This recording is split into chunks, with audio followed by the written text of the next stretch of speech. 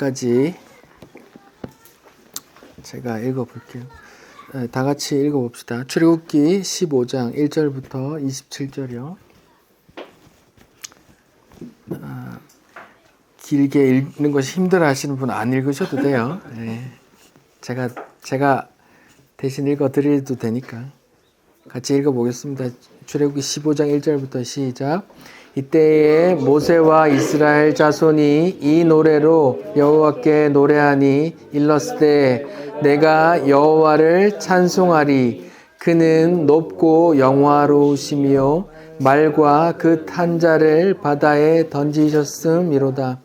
여호와는 나의 힘이요 노래시며 나의 구원이시로다.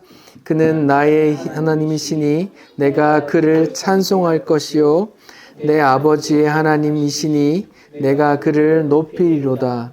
여호와는 용사하시니 여호와는 그의 이름이시로다.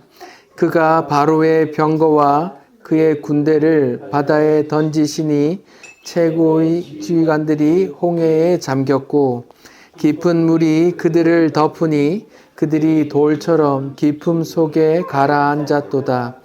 여호와여 주의 오른손이 권능으로 영광을 나타내시니이다. 여호와여 주의 오른손이 원수를 부수시니이다. 주께서 주의 큰 위엄으로 주를 거스르는 자를 엎으시니이다. 주께서 진노를 발하시니 그 진노가 그들을 지푸라기 같이 사르니이다. 주의 콧김에 물이 쌓이되 파도가 언덕같이 일어서고 큰 물이 바다 가운데 엉기니이다. 원수가 말하기를 내가 뒤쫓아 따라잡아 탈취물을 나누리라. 내가 그들로 말미암아 내 욕망을 채우리라. 내가 내 칼을 내리니 내 손이 그를 멸망하리라 하셨으나 주께서 바람을 일으키심에 바다가 그들을 덮으니 그들이 거센 물에 납같이 잠겼나이다. 여호와여 신 중에 주와 같은 자가 누구니까? 주와 같이 거룩함으로 영광스러우며 찬송할 만한 위엄이 있으며 기이한 일을 행하는 자가 누구니까? 주께서 오른손을 드신즉 땅이 그들을 삼켰나이다. 주의 인자하심으로 주께서 구속하신 백성을 인도하시되 주의 힘으로 그들을 주의 거룩한 초소에 들어가게 하시나이다. 여러 나라가 듣고 떨며 블레셋 주민이 두려움에 잡히며 에돔 두령들이 놀라고 모압 영웅이 떨림에 잡히며 가나안 주민이 다 낙담하나이다. 놀람과 두려움이 그들에게 임하매 주의 팔이 크므로 그들이 돌같이 침묵하였사오니 여호와여 주의 백성이 통과하기까지 곧 주께서 사신 백성이 통과하시기까지 나이다. 주께서 백성을 인도하사 그들을 심으시리이다. 여호와여 이는 주의 처소를 삼으시려고 예비하신 것이라. 주여 이것이 주의 손으로 세우신 성소로소이다. 여호와께서 영원 무궁토록 다스리시도다 하였더라. 바로의 말과 병거와 마병이 함께 바다에 들어가매 여호와께서 바닷물을 그들 위에 되돌려 흐르게 하셨으나 이스라엘 자손은 바다 가운데서 마른 땅으로 지나간지라. 이 선지자 미리암이 손에 소고를 잡으며 모든 여인도 그를 따라 나오며 소고를 잡고 춤추니 미리암이 그들에게 화답하여 이르되 너희는 여호와를 찬송하라. 그는 높고 영화로우시며 말과 그 탄자를 바다에 던지셨음이로다 하였더라. 모세가 홍해에서 이스라엘을 인도하매 그들이 나와서 술 광야로 들어가서 거기서 사흘 길을 걸었으나 물을 얻지 못하고 마라에 이르렀더니 그곳 물이 써서 마시지 못하겠으므로 그 이름을 마라라 하였더라. 백성이 모세에게 원망하여 이르되 우리가 무엇을 마실까 하매 모세가 여호와께 부르짖었더니 여호와께서 그에게 한 나무를 가리키시니 그가 물에 던지니 물이 달게 되었더라. 거기서 여호와께서 그들을 위하여 법도와 율례를 정하시고 그들을 시험할세 이르시되 너희가 너희 하나님 여호와의 말을 들어 순종하고 내가 보기에 의를 행하며 내 계명에 귀를 기울이며 내 모든 규례를 지키면 내가 애굽 사람에게 내린 모든 질병 중 하나도 내게 아니하리니 나는 너희의 치료하는 여호와임이라. 그들이 엘림에 이르니 거기에 물샘 12과 종려나무 70그루가 있는지라. 거기서 그들이 그 물 곁 장막을 치니라. 아멘. 찬송하고 성경 한 장 읽으니까 진이 다 빠지죠.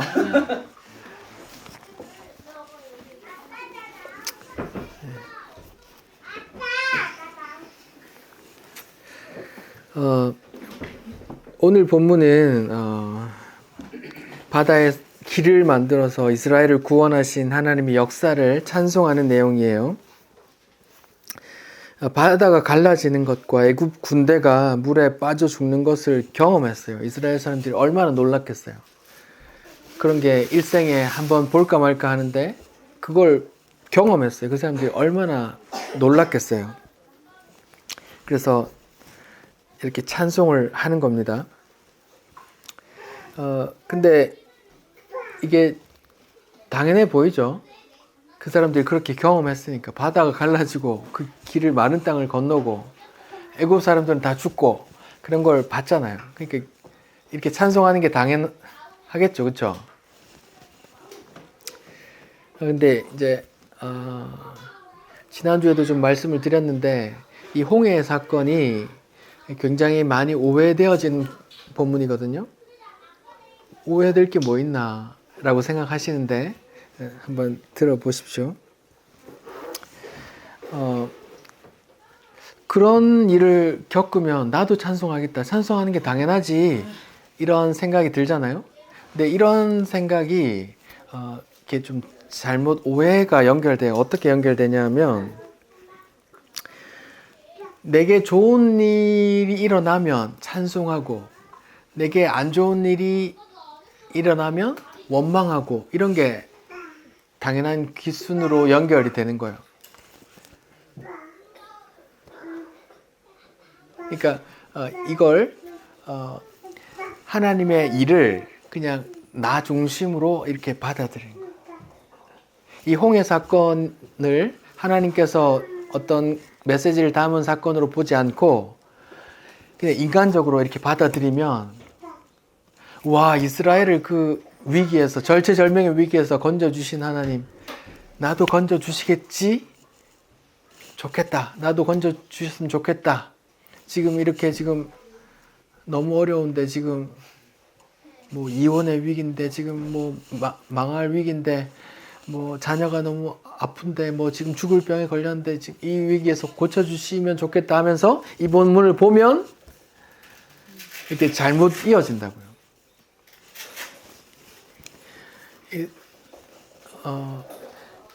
그럼 이런 질문을 할 수 있어요, 사람들이.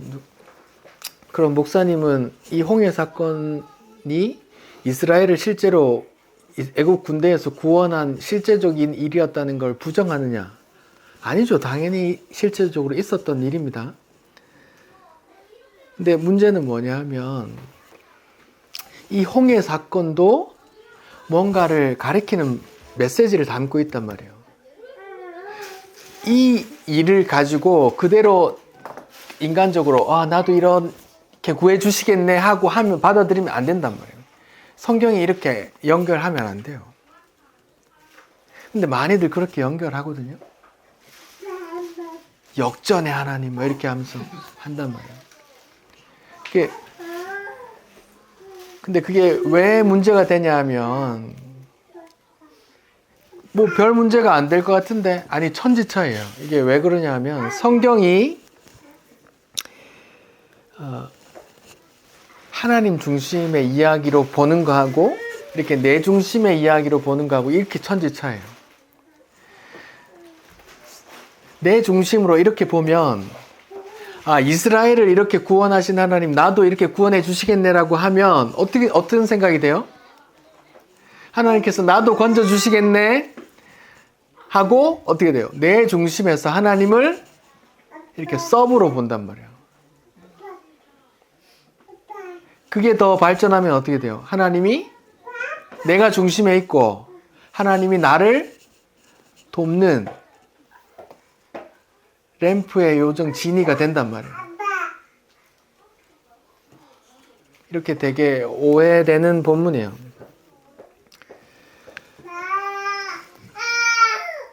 홍해 사건도 하나님의 메시지가 담긴 하나님의 이야기예요. 이걸 그대로 받아와서 하나님께서 날 위기에서 건져주시겠지, 이 부도 위기에서 건져주시겠지, 나를 이 병에서 고쳐주시겠지. 아니요. 그렇게 연결하면 안 된다고요. 만약에 그렇게 받아들이면 이스라엘 역사 속에 이 홍해 사건이 계속 일어났어야 된다니까요. 이스라엘이 망하기도 했잖아요.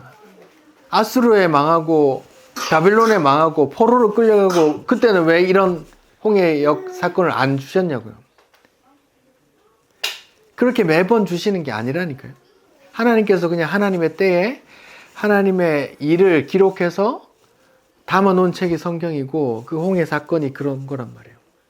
홍해 사건도 모형이에요. 뭘 담은 모형? 하나님의 뜻을 담은 모형. 모든 성경이 그러하듯이 하나님의 뜻을 담았다고요. 뭔데요? 6월절에 하나님의 뜻이 담겨 있잖아요. 6월절 양고기 먹는 날, 양고기가 희생된 날. 그게 뭔가 담고 있잖아요. 어린 양으로 오셔서 자기 백성의 죄를 짊어지신 예수의 희생을 거기 담고 있잖아요. 홍해 사건도 마찬가지예요. 하나님의 메시지가 담겨 있단 말입니다. 모든 사람이 다 바다라는 심판대 안에 들어가 있어요.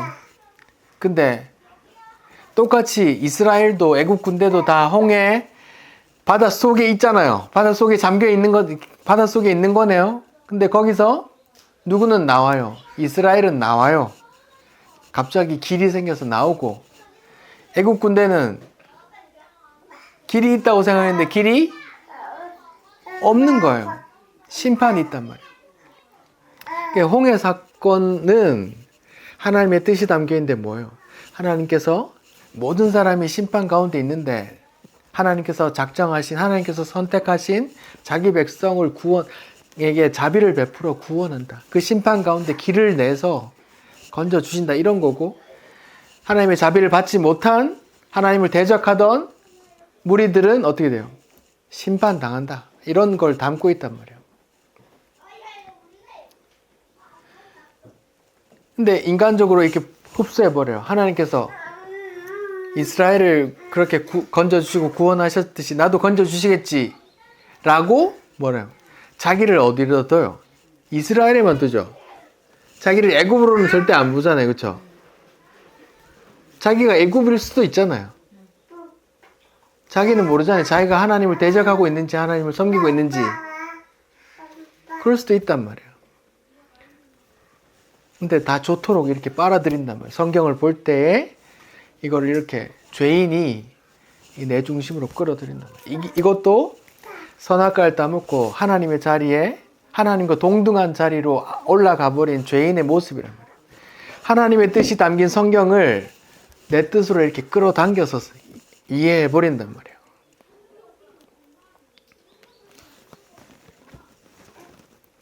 그게 뭐 어때서라고 반문하시면 제가 할 말이 없고 계속 그렇게 보시다가 언젠가 제 말이 기억이 나면 곰곰이 생각해 보시고 중요하단 말이에요. 굉장히 오해되는 부분 중에 하나예요. 수많은 간증이 이런 본문을 이렇게 채택해요. 하나님께서 역전해 주셨다. 내가 이런 위기였는데 하나님께서 이렇게 하셨다. 이 이야기를 하고 듣는 사람들은 또 어떻게 들어요? 그런 간증을 들으면 나도 그러고 싶다.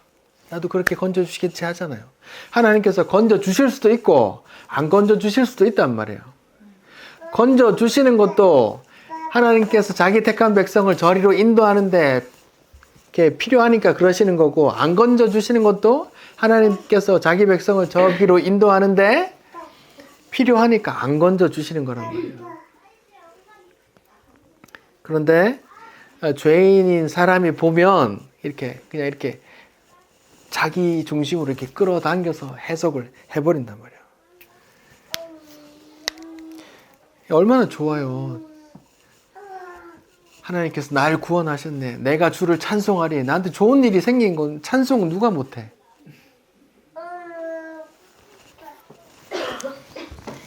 그렇게 빨아들인단 말이에요. 이게 아무것도 아닌 것처럼 보이는데 되게 큰 문제를 야기해요. 하나님은 사라져버리고 나만 남는단 말이에요. 아니요. 하나님이 창조주시고 우리는 뭐예요? 피조물이에요. 성경에서 우리는 뭐라고 표현해요? 티끌, 먼지, 벌레 이렇게 표현한단 말이에요. 우리가 그런 존재고 하나님이 신이고 창조자고 절대 권력의 심판자예요. 우리는 피조물이고 심판 대상이란 말이에요. 근데 인본주의로 가득한 오늘날 성도님들이 이런 말을 잘 못 받아들여요. 기분 나빠. 이미 하나님과 거의 동등하게 대우받고 있는데, 아니 하나님은 내 행복을 위해서 행복의 그런 예수 그리스도, 그 행복이 아닌데 다 그 행복이라고 말한단 말이에요. 이거 아무런 문제를 못 느끼는 사람도 많아요. 근데 이게 진짜 중요해요. 성경을 내 중심으로 볼 거냐 하나님의 이야기로 볼 거냐 이 차이란 말이에요. 그거에 따라서 하나님이 하나님 되시고 아니면 하나님이 램프의 진이가 되고 그렇단 말이에요.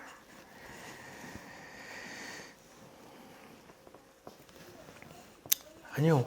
이스라엘 사건 홍해에서 진짜 구원하신 이야기 맞아요. 근데 그 이야기가 다가 아니라니까요. 이스라엘에 수많은 역사들이 있는데 그럼 왜 해마다 왜 안 구했어요?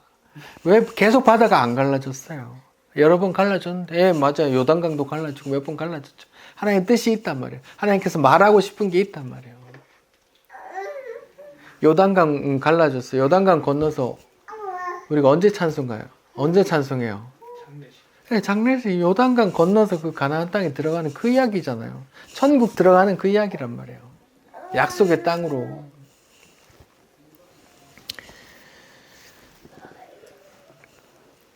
하나님의 이야기예요.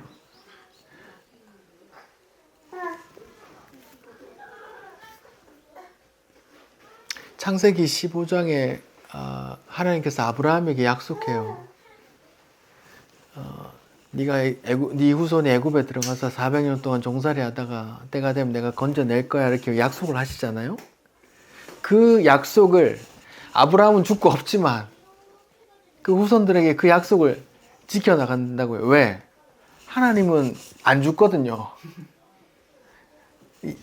내가 그 아브라함이라는 사람한테 약속을 했는데 그 사람 벌써 죽고 이 땅에 먼지가 돼버릴 거 없지만 계속 약속을 자기가 지켜나간다고요. 400년 기다려서. 아니요. 출애굽기 1장 2장에 보니까 이스라엘이 노예 생활로 애굽의 노예 생활로 괴로워서 부르짖어서 하나님께서 구해주신 거 아니에요? 그럼 왜 그때만 부르짖었을까요? 430년 되기 전에 요셉이 죽고 나서 한 300년 동안 노예 생활을 했는데 그러면 노예 생활을 하면서 계속 죽어갔던 300년 동안 죽어갔던 사람들은 왜 그 부르짖음 왜 안 들었어요? 아니라니까. 하나님께서 약속한 말을, 하나님께서 뱉은 말을 하나님께서 그냥 이루어 가신다고요. 하나님의 이야기란 말입니다.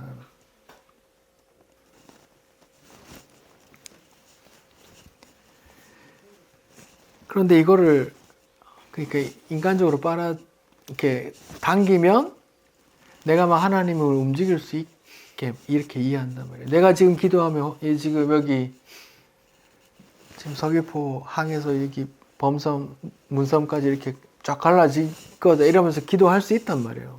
그거 아닙니다.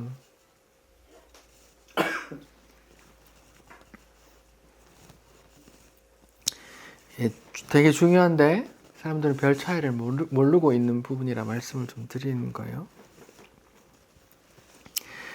본문을 제가 다시 읽으면서 좀 볼게요. 본문 15장 1절이요. 이때에는 홍해 사건 직후예요. 바로 찬송이 터져 나오는 겁니다. 출애굽기 15장은 이렇게 제목이 보면 모세의 노래, 미리암의 노래 이렇게 찬송하는 제목이잖아요. 그래서 시적이고 좀 노래적으로, 시적으로 좀 이렇게 감성적으로 이렇게 운율에 맞게 이렇게 쓴 글이에요. 그런 부분을 좀 감안하고 들어주세요. 이때 모세와 이스라엘 자손이 이 노래로 여호와께 노래하니 일렀으되 내가 여호와를 찬송하리. 아까 불렀던 찬송이죠. 내가 주를 찬송하리. 아까 이스라엘의 민요란 말이에요. 이게 이 내용이란 말입니다. 딴딴따라단따라다 딴따라라라라. 우리나라 아리랑처럼 그 사람들이 모이면 이런 축제 분위기를 한단 말이에요. 이 찬송을 하면서.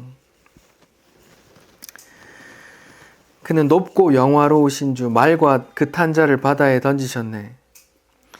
하나님이 막 거인으로 오셔서 손을 막 이렇게 던진 거 아니잖아요. 그냥 시적으로 표현했단 말입니다. 노래로. 말과 그 탄자는 누구예요? 애굽 군대란 말입니다. 2절 여호와는 나의 힘이요 노래시며 나의 구원이시로다. 이 부분 이 구절도 되게 오해 구절이 있죠. 여호와가 나의 힘이다. 여호와는 나의 노래, 나의 구원이 되시는 여호와는 나의 힘이요 이런 부분이 어떻게 이해하기 좋아요? 하나님이 날 도우시는 서브 이렇게 이해되게 된단 말이에요. 아니요, 그 이야기는 그 이야기가 아닙니다. 하나님께서 날 심판 가운데 건져주신 그 힘이란 말이에요. 모든 사람 다 지옥에 가는데 사람이면 아무도 날 못 구해주는데 강하게 그 심판 가운데 지옥불에 들어가는 자리를 해서 나를 건져주실 수 있는 그 강한 그분이 나의 힘이다. 혹은 다른 말로 뭐 나의 반석이시다. 뭐 그렇게 표현한단 말이에요.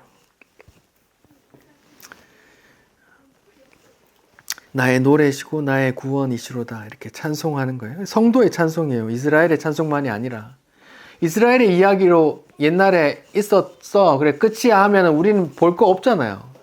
성도의 노래라니까요. 심판 가운데 건지시는 누구는 심판하고 누구는 건지시는 그 하나님의 뜻이 담겨 있단 말이에요.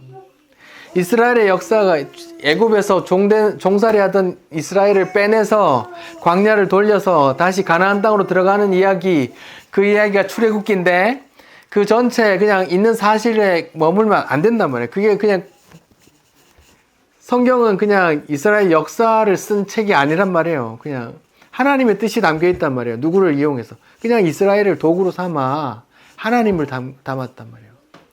왜요? 하나님은 안 보이거든요. 그래서 하나님의 뜻을 담아 이렇게 연극하듯이 이렇게 장기 뜨듯이 그렇게 하신단 말이에요. 하나님이. 야, 여호와는 나의 힘이시요 노래시요 나의 구원이시로다.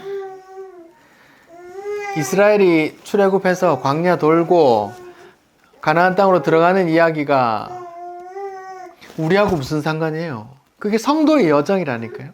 하나님께서 부르시고 내가 광야에서 하나님과 교제하다가 요단강 건너 하나님의 나라로 가는 그 이야기, 성도의 이야기란 말이에요. 이스라엘의 역사의 이야기로 끝나는 게 아니란 말입니다. 그러면 그냥 이거 그냥 서양사, 중동 역사 교과서 배우는 시간밖에 안 되잖아요. 우리 이야기, 성도 이야기란 말입니다. 나는 죽고 없어도 내 아들이 또 이 성경을 진리로 받아들이는 그 이야기라니까요.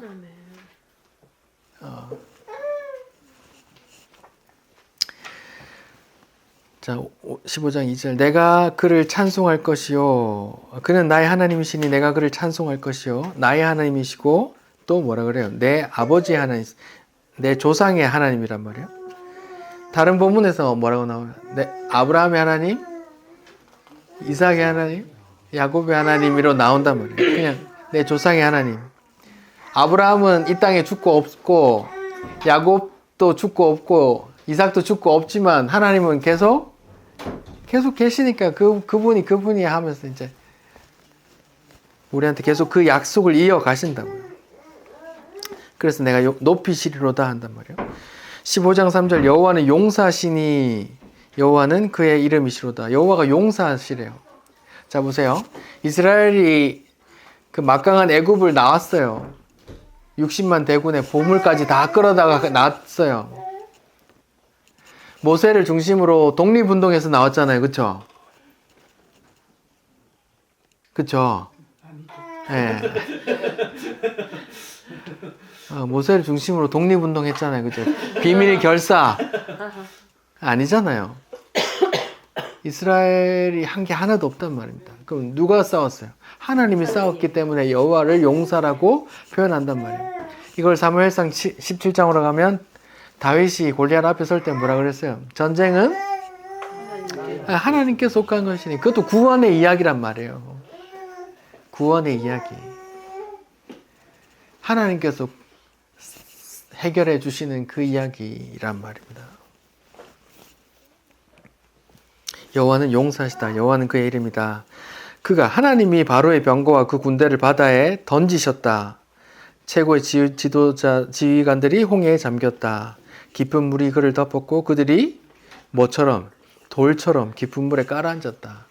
돌을 바다에 던지면 복 깔아앉듯이 그래 애국 군대가 다 깔아앉았네 이렇게 한다.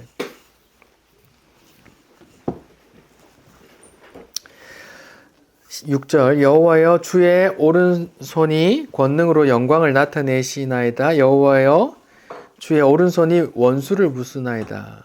지금 애굽 군대를 보고 뭐라고 표현해요? 주의 원수라고 표현돼요. 지금 15장 6절에는 애굽 군대가 뭐의 대변자로 지금 등장한 거예요? 하나님의 원수, 대적자로 등장한 거란 말입니다. 그 사람들은 다 나중에 어떻게 돼요? 다 심판받을 거란 말입니다. 애굽 군대처럼 이렇게 강하고 그런 사람뿐만 아니라 하나님을 대적하고 하나님 무시하고 하나님 안 믿는 모든 인간들을 다 하나님께서 뭐라고 할까요? 원수라고 하고 다 심판하신단 말이에요. 이 사람 불쌍하게 살다 갔는데요. 하나님 모르면 다 하나님 원수예요. 이 사람 너무 착하게 살았는데 아니요, 하나님 모르면 원수라니까요. 성경의 입장은 그래요. 인간적이지 않단 말입니다. 기준은 하나님이에요. 하나님께서 하나님 모르면, 하나님 대적하면, 하나님 대적하는 그 반대편에 있으면 전부 다 원수라고 표현한 거예요. 홍해 사건에서 몰살당한 애국 군대는 하나님의 심판당하는 그 원수들의 모형이란 말이에요. 주께서 주의 큰 위엄으로 주를 거스르는 자를 엎으시는, 이게 원수라고 표현했고 여기서는 주를 거스르는 자라고 표현한 거예요. 주께서 진노를 바라시니 그 진노가 그들을 지푸라기 같이 사르리로다. 자, 15장 8절에 재미있게 표현해놨어요. 시적으로 무슨 예를 들어서 거대한 공룡이 코로 불을 훅 불었더니 이렇게 뭐 바다 이렇게 표현한다. 주의 콧김에 어떻게 됐어요? 물이 쌓여. 이게 원래는 강한 동풍이 불어서 홍해가 갈라졌다 그러죠. 근데 이건 시적으로 표현해서 뭐라고 해요? 마치 거대한 거인이 와서 코 흥 했더니 바다가 갈라진 것처럼 이렇게 표현한단 말이에요. 시적으로. 주의 콧김에 물이 쌓였어요. 물은 안 쌓이는데 쌓였고 파도가 언덕같이 일어나고 큰 물이 바다 가운데 엉기더라 이렇게 말해요. 근데 여기서 9절에는 또 드라마틱한 내용을 넣어요. 멸망당하는 자들의 대사를 넣어요. 그 대사들이 뭐예요? 애굽 바로가 하는 말, 내가 뒤쫓아 따라잡아 어떻게 해요? 탈취물을 나눌 거야. 내가 그들로 말미암아 내 욕망을 채울 거야. 다 뺏고 내 종 삼고 내 노리개 삼고 할 거란 말이에요. 내가 내 칼을 빼리니 내 손이 그들을 멸하리라 하면서 막 강하게 말 타면서 쫓아온단 말이에요. 근데 그렇게 그런 기세로 다 죽여버릴 거야 하고 쫓아오는 그 사람들의 말을 또 인용하고, 근데 10절에 어떻게 돼요? 주께서 바람을 일으키심에 바다가 그를 덮었고 그들이 거센 물에, 아까는 돌이라고 했는데 지금은 뭐같이? 납같이 잠겼나이다 이렇게 말한다.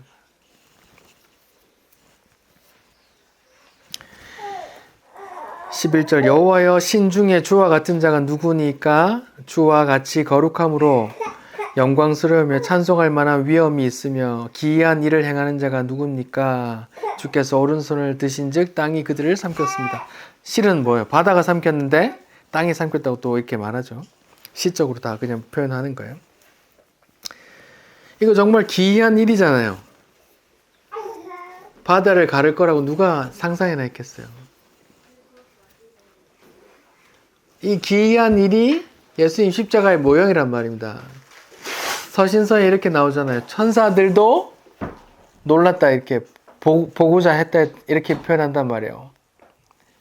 홍해의 심판 가운데 바다에 길이 나는 그 기이한 현상이 이렇게 해서 하나님 자기 백성을 이렇게 구하셨어? 바다에 길이 났어. 이렇게 놀라시는데 이 그림이 예수님의 십자가에서 하늘의 천사도 그렇게 놀랐다고 표현한단 말이에요. 예수님이 죽었어. 천사들은 예수님이 하나님의 아들, 곧 하나님이시란 걸 알 거 아니에요. 천사들이 보고 예수님 죽는 거 보고 얼마나 놀랐겠어요. 이렇게 놀랐다니까. 기이한 일이라고요. 우리는 다 아는 복음이고 식상한 예수님의 죽음이지만 저 천사들이 볼 때도 이렇게 입을 못 담을 만한 그런 일이었다고요. 이 홍해에서 그런 기이한 일이 나오잖아요. 그 예수님의 십자가의 모형이란 말입니다. 자, 15장 13절 이스라엘을 이렇게 홍해 가운데로 이끄신 목적이 나와요. 주의 인자하심으로 주께서 구속하신 백성을 인도하시되 주의 힘으로 그들을 주의 거룩한 처소에 들어가게 하시나이다. 주의 거룩한 처소가 어디일까요? 여기 이 땅에서는 출애굽기 상에서는 어디예요? 예, 가나안 땅이에요. 예, 역사적으로 보면 가나안 땅이고 가나안 땅으로 인도하실 거라고 아브라함에게 약속하셨고 그 약속을 지켜 나가시는 거죠. 하나님께서 이스라엘을 빼내 오셨는데 더 좋은 곳에 보내려고 빼내 오셨단 말이에요. 그게 어딘데? 가나안 땅으로 묘사되어 있는데 가나안 땅이 끝이 아니란 말입니다. 가나안 땅이 뭘 의미해요? 하나님의 나라를 의미한다고요. 근데 하나님의 나라가 또 다르게 또 표현이 돼요. 15장 안에 하나님의 성경이 신약까지 다 들어있어요. 보세요. 14절 여러 나라가 듣고 떨며 블레셋 주민이 두려움에 잡히며 에돔 두령들이 놀라고 모압 영혼이 떨림이 잡히며 가나안 주민들이 다 낙담하여 하나이다. 지금 홍해가 갈라지고 애굽이 몰살당했다는 소식이 전해지고 여보 주변에 블레셋, 에돔, 모압 이런 사람들에 대한 두려움의 시선들이 표현된단 말이에요.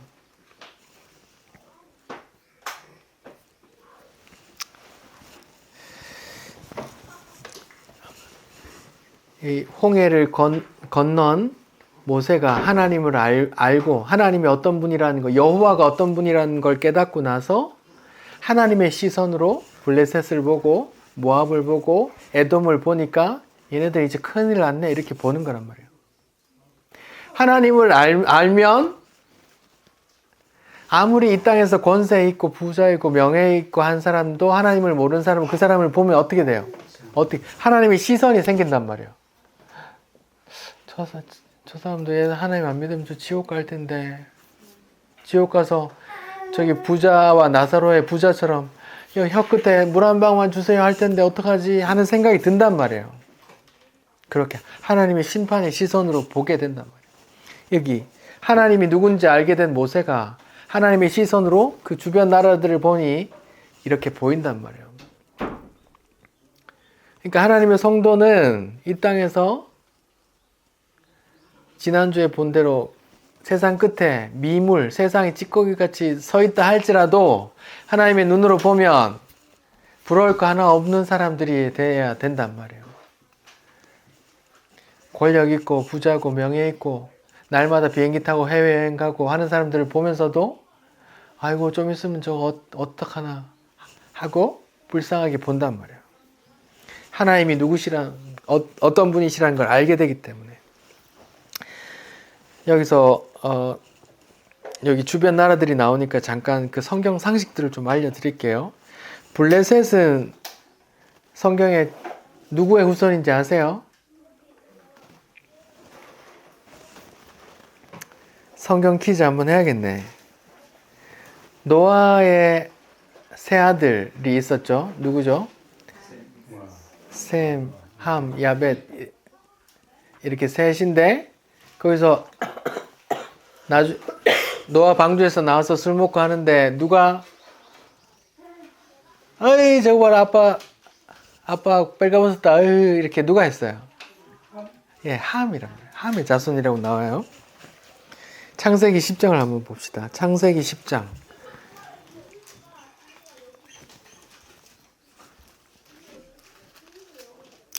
창세기 10장 노아의 아들들이 나오는데 창세기 10장 6절부터 보면 함의 아들들은 구스와 미스라임과 붓과 가나안이요 나오죠.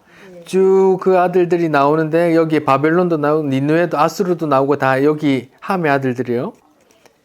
근데 14절에 보니까 뭐래요? 누구에게서 블레셋이 나왔어요? 가슬루힘에게서 블레셋이 나왔더라 이렇게 나오죠. 그러면 함의 후손이란 말이에요. 함의 후손이 블레셋이고 블레셋 함의 후손 중에 여기 10절 11절에 보면 바벨도 나오고 아수르도 나오고 니느웨도 나오고 막 그러죠. 여기 다 여기 사람들이에요. 여기 후손이란 말이에요.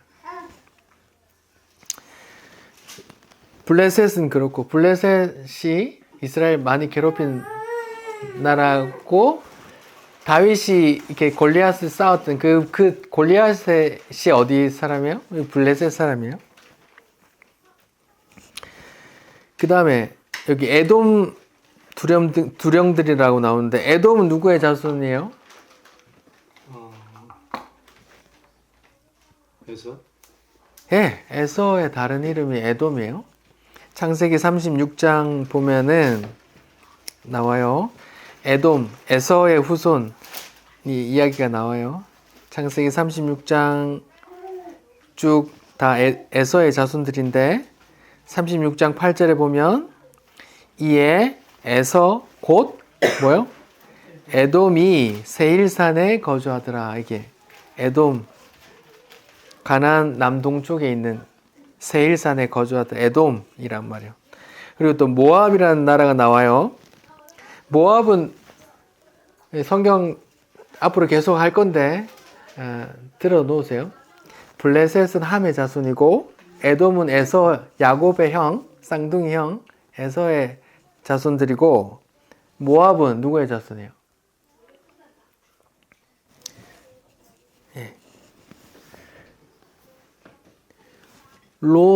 소돔과 고모라가 멸망할 때 롯의 두 딸이 같이 나왔죠. 근데 사위는 안 왔죠. 그래서 다 멸망해서 롯의 딸들이 뭐라 그랬어요? 자손이 없으니까. 아니, 자손이 없으니까 자손 만들어야 되겠다 하고 아버지 술 먹고 그랬죠. 창세기 19장을 봅시다. 창세기 19장 36절.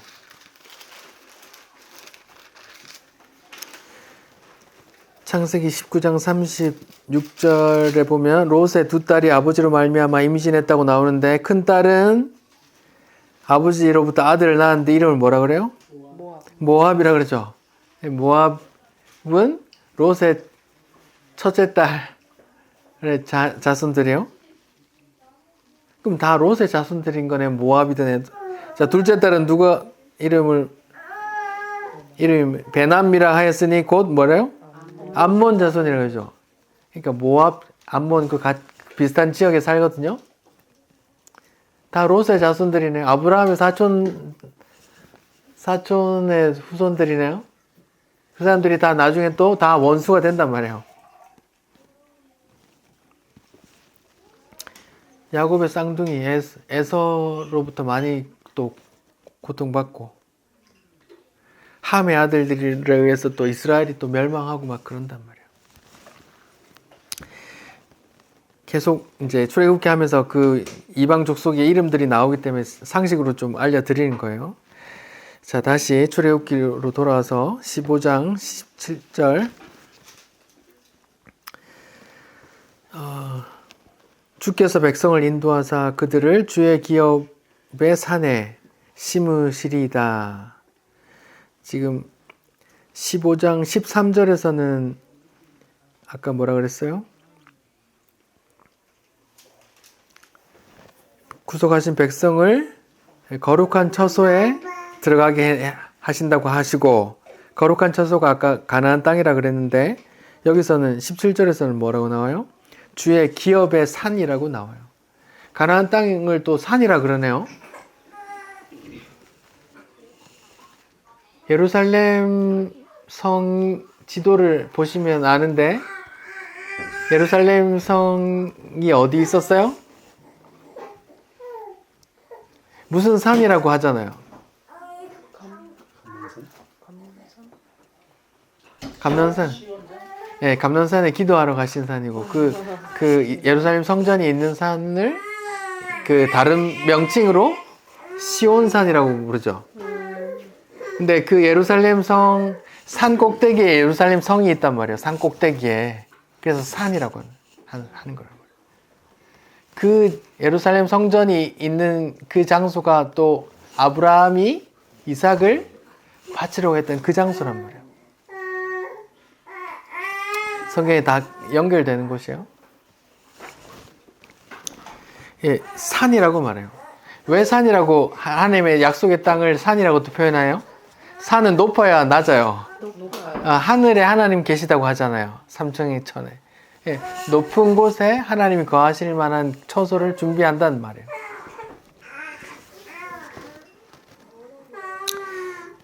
예. 15장 17절에 주의 기업의 산이라고 말해요. 근데 보세요. 여호와여 이는 주의 처소를 삼으시려고 예비하신 것이라 주여 이것이 주의 손으로 세우신 성소로소이다. 여기에 보면 주의 처소, 주의 손으로 세우신 성소 이렇게 나와요. 여기 주의 처소 삼으시려고 할 때 이는 이게 두 개를 다 받아요. 주께서 인도한 백성을 받기도 하고 약속의 땅을 기업으로 받은 산을 받기도 해요. 약속의 땅으로 가나안 땅으로 보면 주의 처소가 가나안 땅이고 시온산이고 그렇다고 볼 수도 있고 거기에 주의 손으로 세우신 성소가 있단 말이고 주의 백성으로 보면 이스라엘 백성으로 보면 이스라엘 백성이 뭐예요? 이스라엘 백성으로 받으면 이스라엘 백성이 뭐예요? 주의 처소라고 말하는 거예요.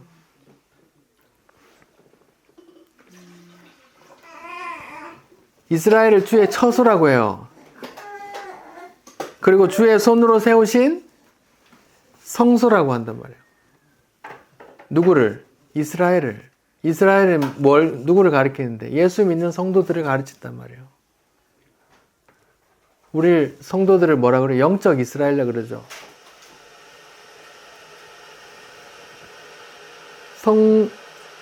고린도전서에는 뭐라 그래요?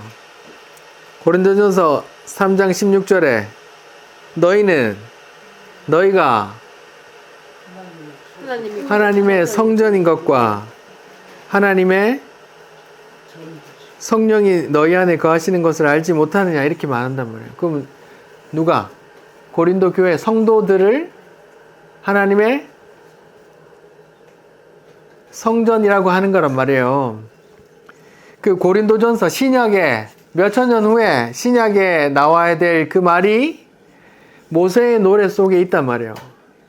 주의 백성을 주의 처소 삼으시려고 예비하셨다 그러고 주의 처소라 그러고 주의 손으로 세우신 성소라고 한단 말이에요.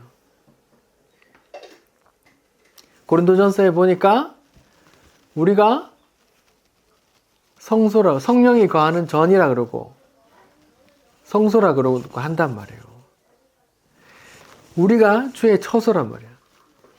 그러니까 출애굽의 이야기는 우리하고 관계가 있어요, 없어요? 있어요. 예, 있단 말이에요. 그냥 3,500년 전에 이스라엘의 지구 반대편의 이스라엘의 역사가 아니란 말이에요. 우리의 이야기란 말이에요. 하나님께서 출애굽하시는 이유가 뭐예요? 출애굽에서 이런 액션을 취하시는 이유가 뭐예요? 우리를 뭐 삼으시려고? 주의 처소 삼으시려고. 우리를 주의 처소 삼으신다는 말이 뭐예요? 우리가 주의 교회가 된단 말이에요. 또 주의 교회는 또 다른 말로 주의 몸이라고 말하고 또 성령이 거하는 전이라고 말하고.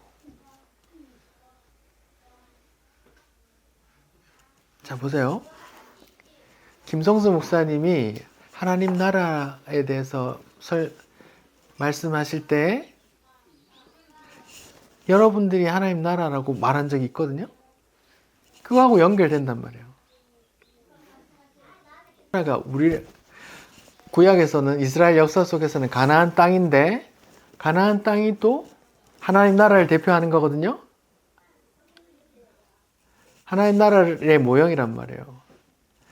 하나님 나라의 모형인데 그게 주의 처소라고 하는데 그 처소가 신약에 오면 누구를 말하는 거예요? 우리를 말하는 거예요. 주의 처소. 주의 영이 거하는, 성령이 거하는 우리를 주의 처소라고 한단 말이에요. 이게 요한계시록에 가면 요한계시록 21장, 22장에 보면 새하늘과 새 땅에 뭐가 내려와요? 새 예루살렘이 내려와요. 새 예루살렘 성이 내려오는데 그게 뭐 같다고 말해요? 주의 신부 같고 이렇게 말한다.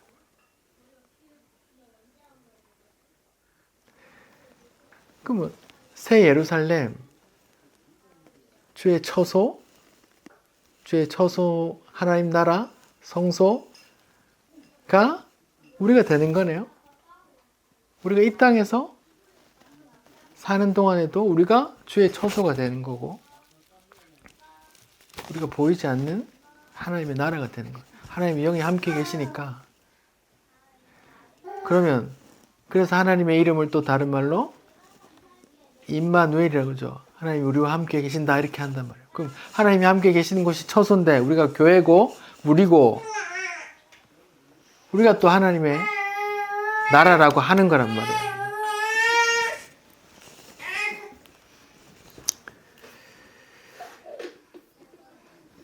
잘 이해가 안 되시면 나중에 곰곰이 생각하면서 들어보세요.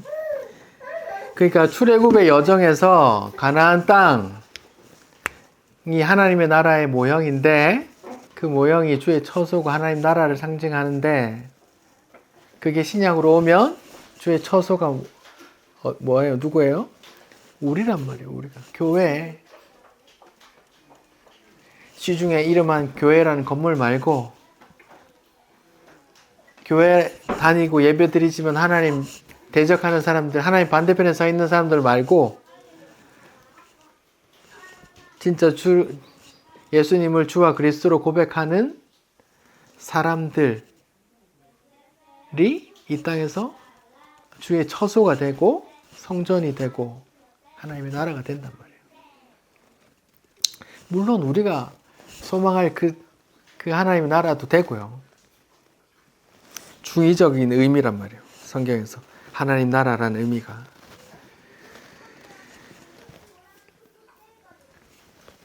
출애굽기 15장 18절 여호와께서 영원 무궁하도록 다스리시도다 이렇게 했어요.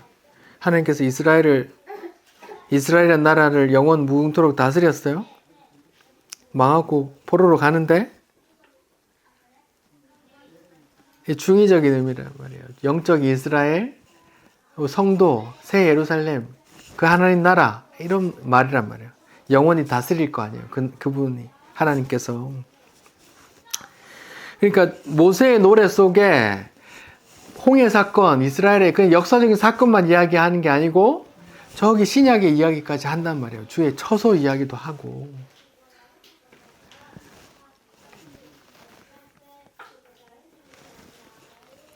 (19절) 바로의 말과 병과 마병이 함께 바다에 들어가매 여호와께서 바닷물을 그들 위에 되돌려 흐르게 하셨으나 이스라엘 자손은 바다 가운데서 마른 땅으로 지나간지라.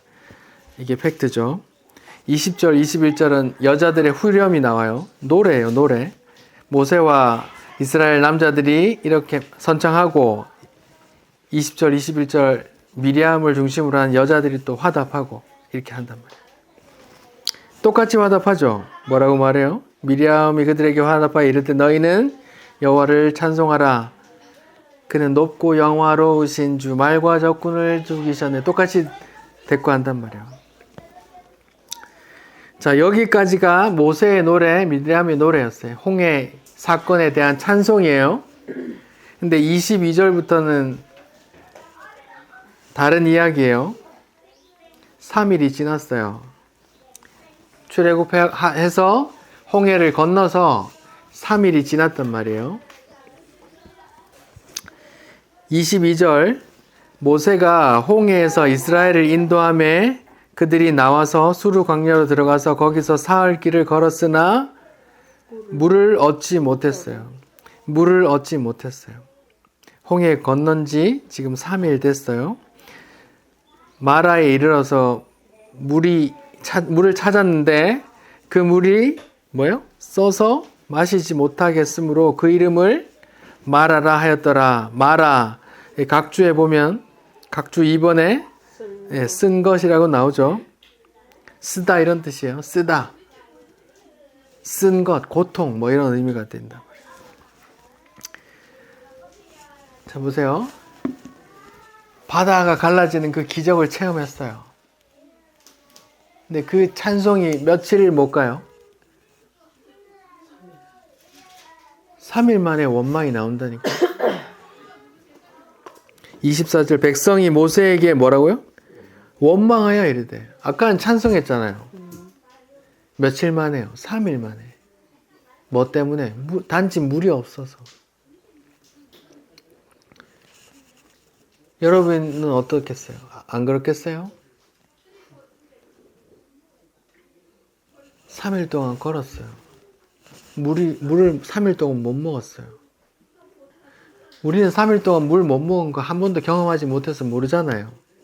근데 어른인 내가 물 3일 동안 못 먹은 거 그래 참을 수 있다고 치자.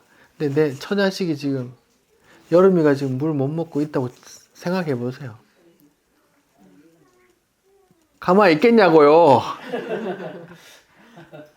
이거는 뭐예요? 지극히 당연한 표현이라고요. 이스라엘 욕할 게 안 돼. 그냥 모든 사람이 그렇게 말할 수 있다고요.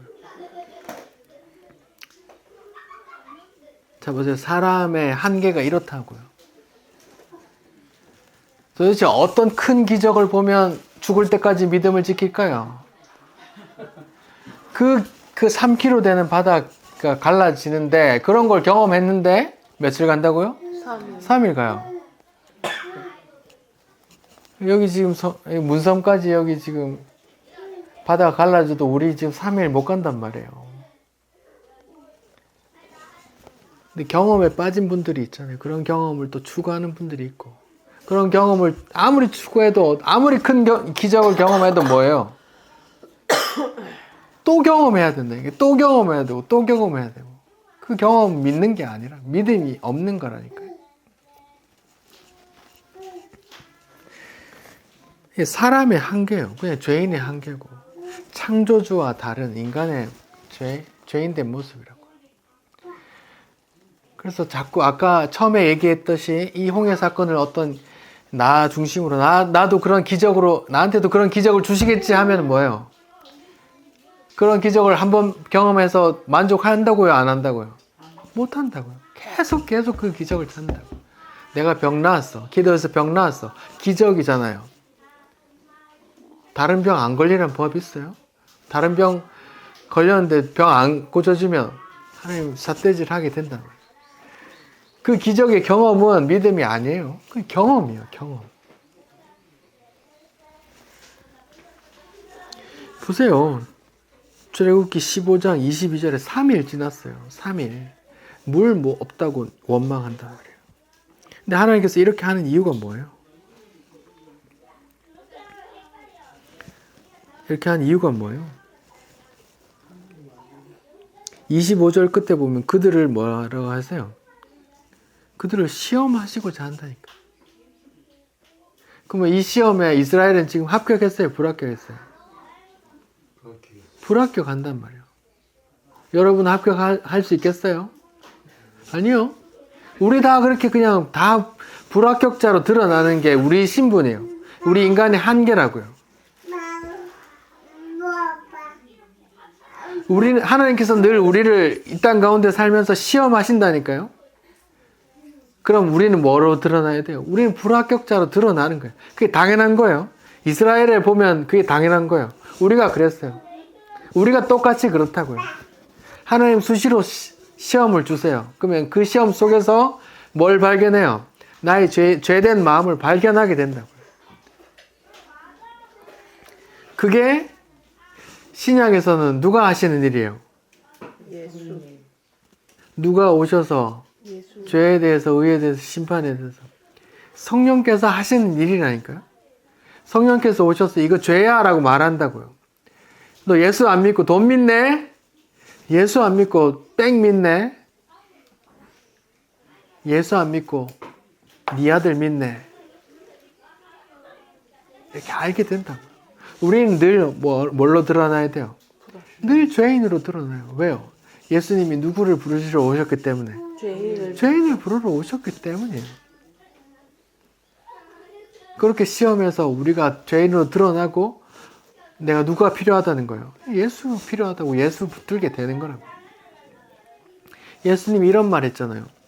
건강한 자에게는 의사가 필요 없고 병든 자라야 필요했다 했잖아요. 내가 의인을 부르러 온 게 아니라 죄인을 부르러 왔잖아요.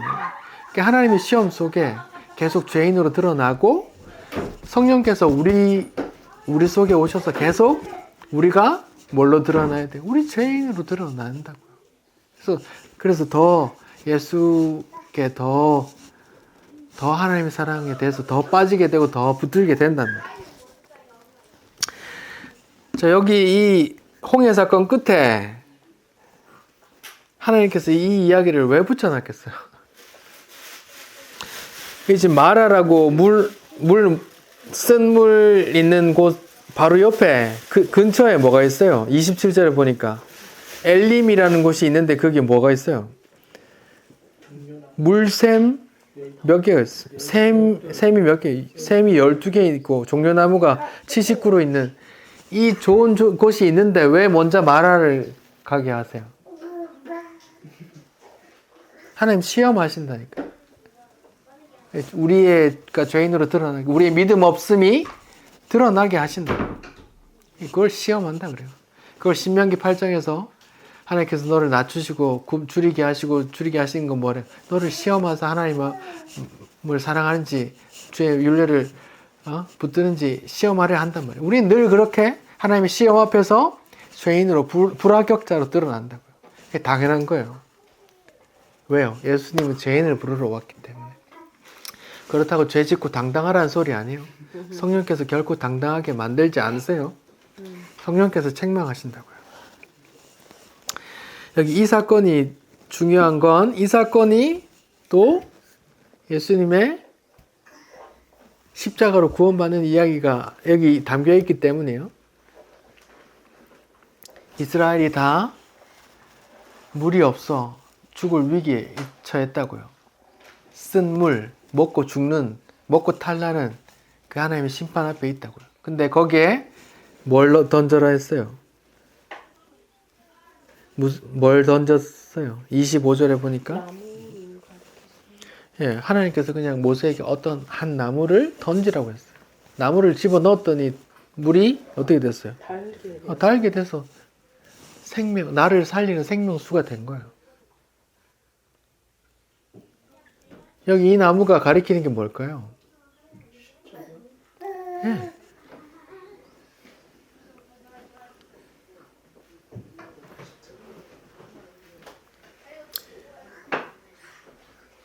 어떤 나무가 이 땅에 던져져서 사람을 살리는 생명수, 하늘의 양식이 된 어떤 이야기를 여기 구약에 어떤 이야기로 담아놨단 말이에요. 여러분 어떠세요? 하나님 참 재미있지 않으세요? 재미있게 쓰는 작가죠. 예수님의 이야기를 6월절에는 양고기 뜯어먹게 만들고 홍해에서는 바다에 길을 내고 아브라함 사건에서는 또 양을 옆에 묶어두고 아담과 하와 사건에서는 또 가죽옷을 입혀주는 이야기로 만들고 또 지금 여기 마라 사건에서는 뭐예요? 그냥 돌 던지는 게 아니고 뭐 삽 던지는 게 아니고 도끼 던지는 게 아니고 그냥 나무로 던지라고 하죠.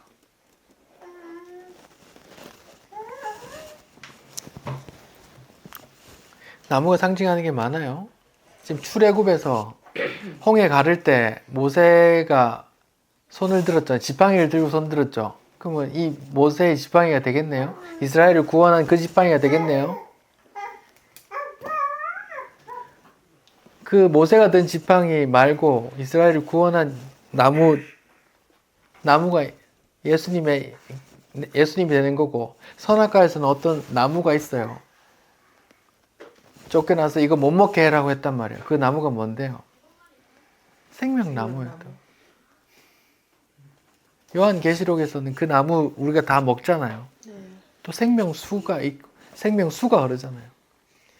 예수님께서 뭐라고 하셨어요? 나에게 와서 마셔라 그러죠. 네. 예수님께서 생명수가 되신다고요. 왜요? 예수님께서 십자가라는 나무에 달려 저주받은 자로 죽었기 때문에 생명수가 되신단 말이에요. 그 이야기 신약에 한 3000년 뒤에 있어야 될 1500년 후에 있어야 될 그 이야기를 여기선 이 이야기로, 저기선 이 이야기로, 여기선 이 이야기로, 여기선 이 이야기로. 예, 하나님의 그 창조적인 글은 참 재미있는 것 같아요. 이 성경이 하나님의 뜻을 담은 책이라니까요. 하나님은 자기 아들을 통해서 구원하는 그 이야기 하고 싶은 거예요. 하나님의 사랑, 내 아들을 통해서 하나님의 사랑을 드러내는 그 이야기, 심판 가운데 길을 내서 그들 살리는 이야기, 다 죽여버리려고 했는데 양의 피 바르고 내 아들 통해 건져내는 그 이야기 계속 하고 싶다고 하나님 말을 하는 거래요. 이스라엘 뺑뺑이 돌려가면서 그 가운데 이스라엘은 뭘로 드러나요? 계속 그냥 죄인으로 드러나요. 구원은 이스라엘의 기여가 있어요, 없어요? 없어요. 그냥 하나님이 하시는 일이에요.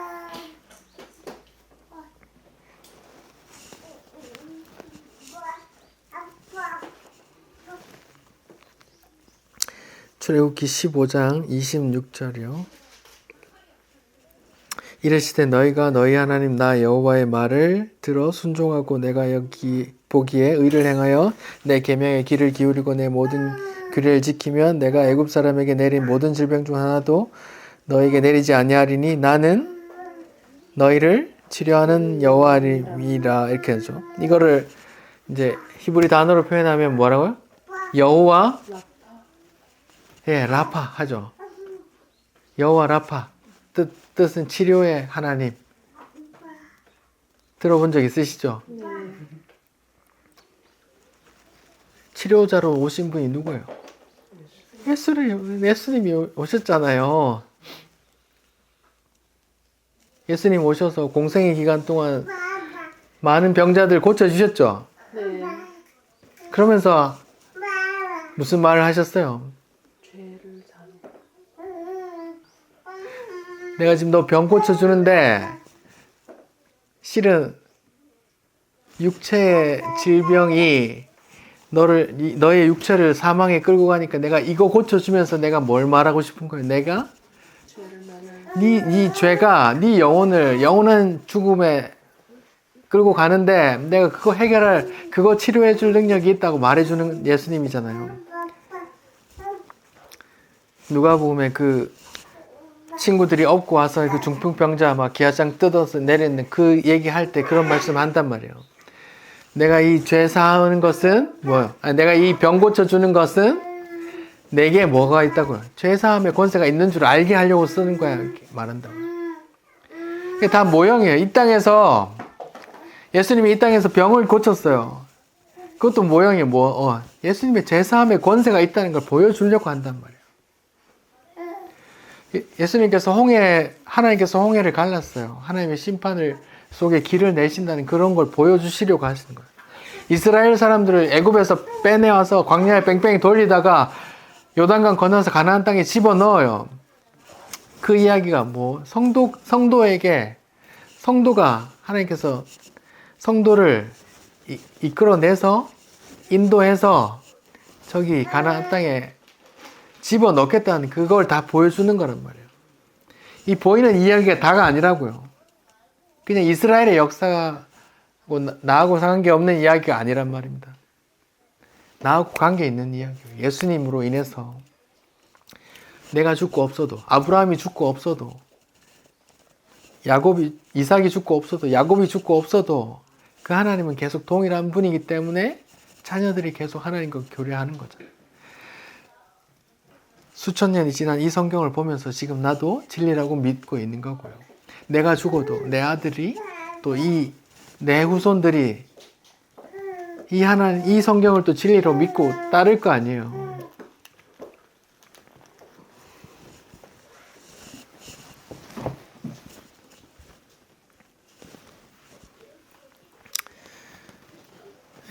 이 치료의 하나님으로 오신 분이 예수님이라니까. 내가 건강한 자에게는 뭐가 필요 없어요. 의사가 필요 없고, 병든 자라야 의사가 필요한데 나는 의인을 부르러 온 게 아니라 죄인을 부르러 왔다라고 하시잖아요. 치료는 치료인데 무슨 치료? 죄 치료를 말하는 거예요. 죄 치료.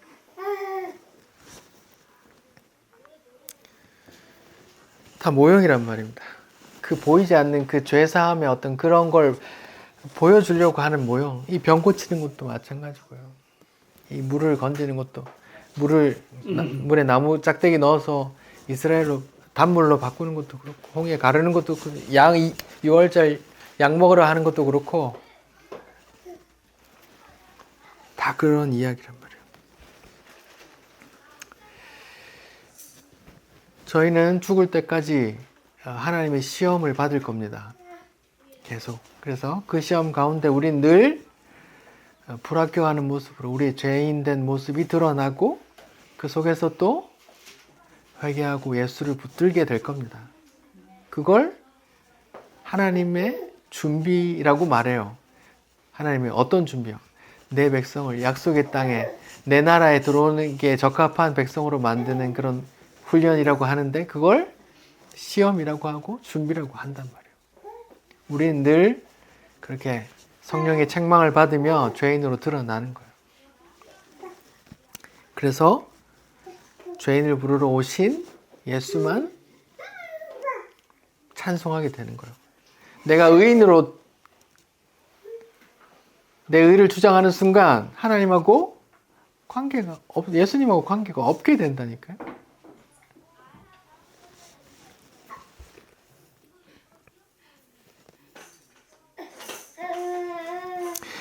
오늘도 우리가 죄인됨만 바라보고 죄인됨을 보고 예수님만 붙들기를 바랍니다. 예수만 힘이라고 찬송하기를 바랍니다. 기도하겠습니다.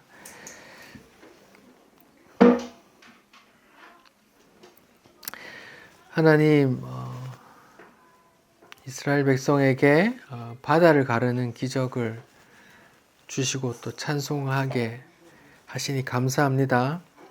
그런데 이스라엘이 못나서 3일 만에 또 하나님께 원망을 합니다. 이스라엘의 모습이 곧 우리의 모습이라고 저희는 알고 있습니다.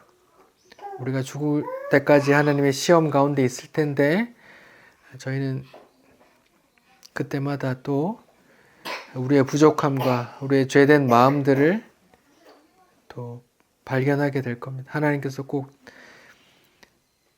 들통나게 드러나게 하시겠죠. 그때 아 그렇지 난 죄인이야.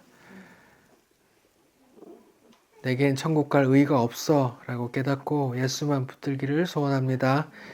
그리고 함께 해주십시오. 예수님 이름으로 기도드립니다. 아멘.